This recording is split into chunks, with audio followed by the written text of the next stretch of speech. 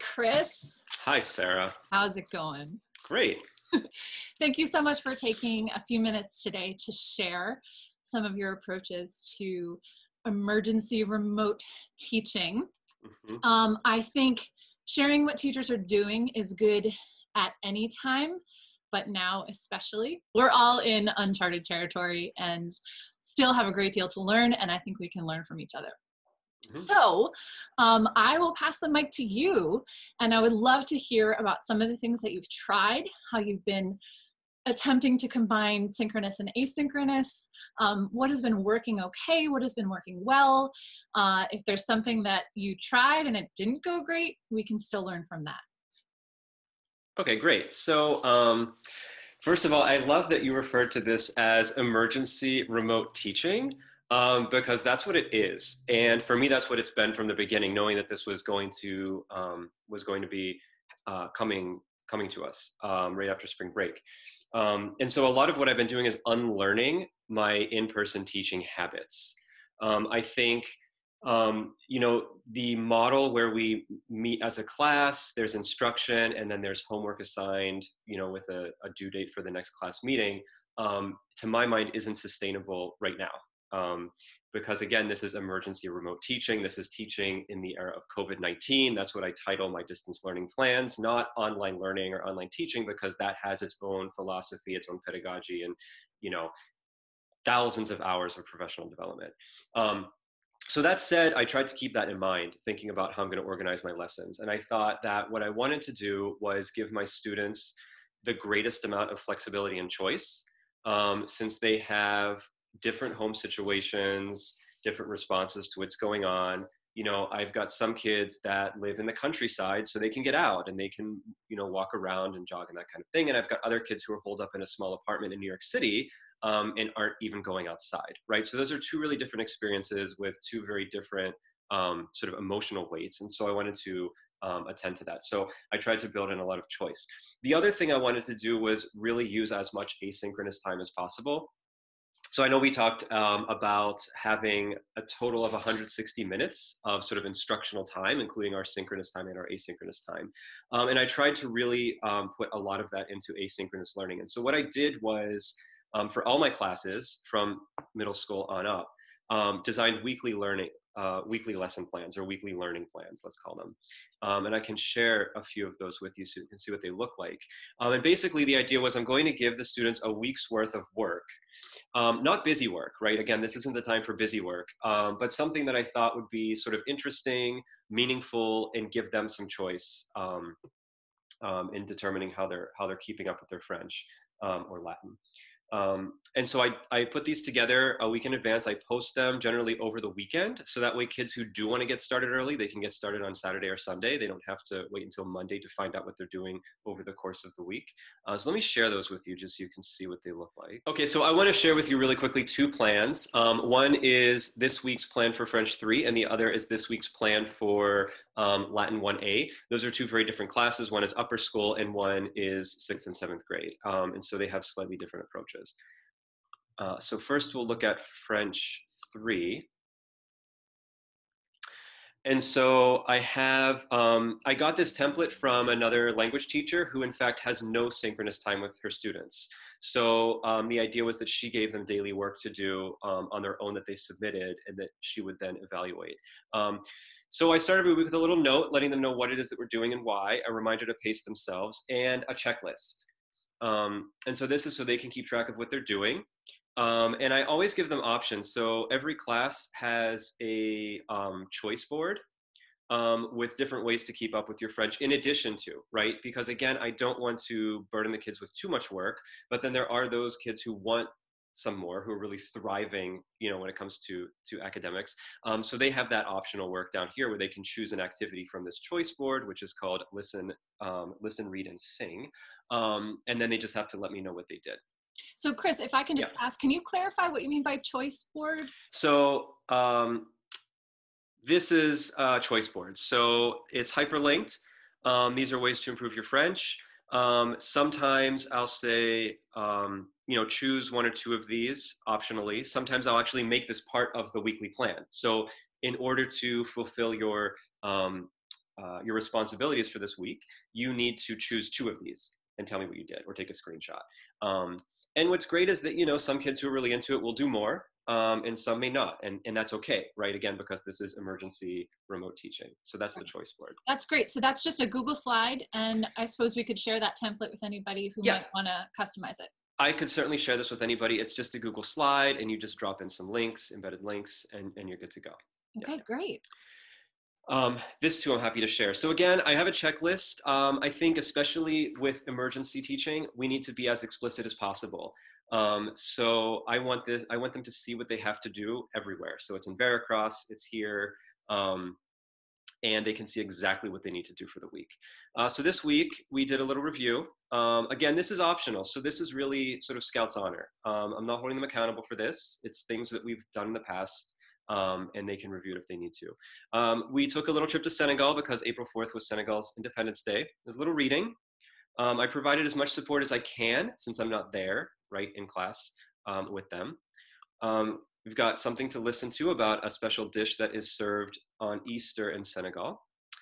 A video, so an Edpuzzle, which is a great, I've used it before. It's a really wonderful platform. You can put a video on there from YouTube or somewhere else, and you can embed questions. So you can do sort of self-correcting true, false, multiple choice questions. You can have open-ended questions. You can do voiceover. You can cut down the video. So they watch the video and then they can answer some questions about it.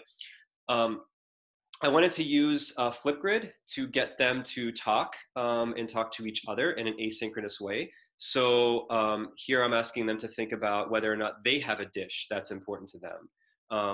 Again, the idea here is that this is as broad as possible, right? I'm not asking them, what do you think of Senegalese food? I really want this to be really, really broad. So they can upload those videos, and there are a few already there. And then we ended with a story. We do a lot of storytelling. And so this was a traditional tale. And there's a link to the Google Doc here. So they just have to click this, and there it is. They can go there and read. And then for activities, it's a choice board. So rather than tell them they have to do these comprehension questions, right? I want them to interact with the text in the way that that interests them and that they have time for, right? So again, it could be something like write a little summary and then write a summary of your summary. If you're feeling creative, write a prequel, write a sequel, draw if you're artistic, okay? Some of these may take longer, some of these may take less time. And again, that's because I'm trying to take into account what is going on in our kids' lives right now that are topsy-turvy. So that's what my upper school classes look like. It's pretty independent. I will say that the kids have been getting it done. I know that I was a little concerned at first that because they are so used to Veracross telling them exactly what to do and when to do it, that giving them a weekly plan like this and saying get it done by Friday might not work for the kids. But I have to say that they've all been getting it done and getting it done on time. So that's been a good start.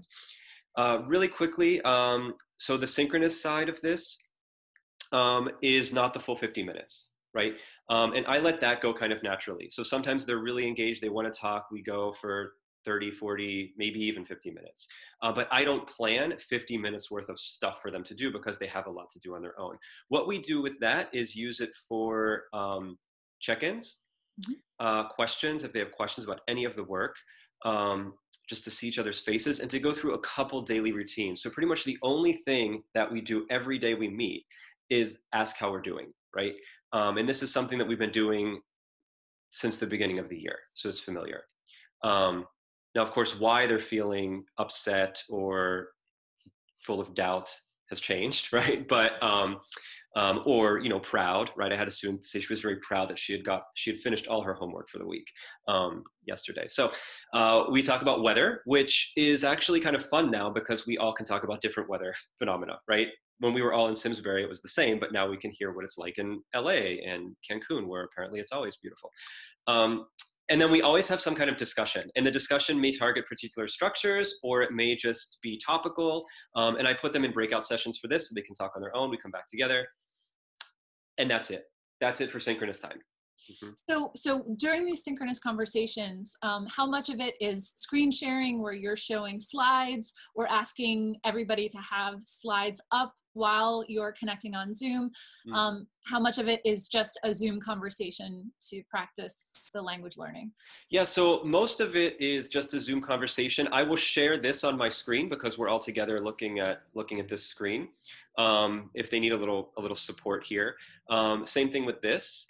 When I break them up, I'll make sure that they have access to this. So I'll drop the link in the chat for them, because once you put them into groups, then they no longer have access to the screen that I've shared, right? And so that way, I just, I made this available to the whole school. You can see up here. So I just dropped the link in, and that way they can look at it. Yeah. And I think that's been working pretty well. Okay, so quickly, Latin is a little different. So Latin is middle school. Lots of 6th graders, a couple 7th graders in that class. And so they need a lot more structure. So I planned daily work for them. So again, I thought, okay, I've got 160 minutes of instruction. Let's break this down into daily manageable chunks. So every week starts with a message from their teacher with a checklist for each day. Again, a really explicit checklist for every single day. Everything they need, again, is here. So they study Quizlet. Quizlet has, by the way, enabled its better features right now for free. So you can actually have kids join your class. You can see who's using the Quizlet. You can track their progress. You can see exactly what features of Quizlet they're using. And I use a lot of Google Forms. So they come here, they do their future practice, they submit, and it's done. Oops. And again, every day looks like this. Tuesday, another message from your teacher, another checklist. Everything you need is right here. Everything you need. More questions. Some days are really light. All we're going to do is review vocabulary, which is fine. When we have our synchronous time, again, 6th grade, I think for them, that sense that this is school is a little more important. The idea that they are in school and in class. So we tend to use a little bit more of that synchronous time than I do with my upper schoolers. So again, we do a check-in. We vote on the best virtual background to make it kind of fun. There's always plenty of time built in just for how are people doing? Is that your cat in the background? That kind of thing, which I think they really appreciate. And again, I had to sort of unlearn things. So I let go of a lot of old habits. We have been playing a lot more games. So I'll use a Kahoot to review vocabulary. And I'll use breakout sessions maybe to have them review some reading. So let's say, for example, today, they should have read this at some point yesterday or before class today. So in breakout sessions, I color coded this. So like the first few lines were red and then some were green. And the red group worked on translating the first couple lines and the green group on the next few lines. And then we came back together and we shared our translations and talked about differences. So that's how I've been managing that class, and it seems to be going pretty well. Yeah.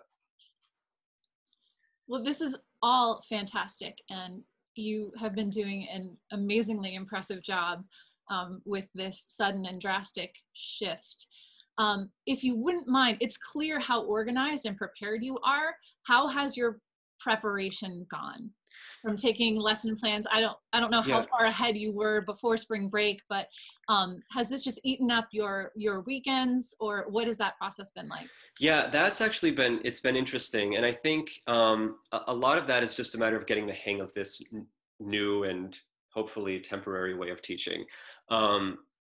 So with Latin was actually my easiest class, because Latin is a class for which I had always prepared well in advance during the school year.